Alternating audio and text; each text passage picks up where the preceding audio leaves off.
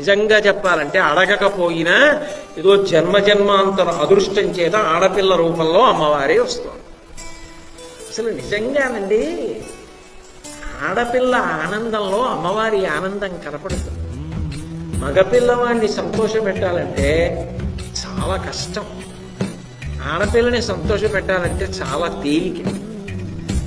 ఓ తిలకం సీసా, ఓ కాటికి డబ్బా, ఓ పౌడర్ డబ్బా, జడకి పెట్టుకుని 2 జటాబంధనాలు, ఓ దువ్వెన్న, ఇంత పసుపు, ఇంత కుంకం, ఇన్ని గాజులు ఓ డబ్బాలో వేసి ఇచ్చారనుకోండి, ఆ ముఖం వంక చూడండి ఒకసారి. చిత్రం ఏంటంటే ఇదేదో సువాసిని అయి పెద్దవాళ్ళు అయ్యి ఉండక్కల చిన్న పిల్లకి ఇవ్వండి ఆ డబ్బా, ఎంత ఆనందపడిపోతుందో అమ్మవారి లక్షణం. ఆ ప్రేమకి పరవశించిపోతుంది. అది ఆఖరికి గిల్టు బంగారం అన్నది కూడా వాళ్ళకి అక్కల, అంత పొంగిపోతుంది. అది పరదేవత లక్షణం.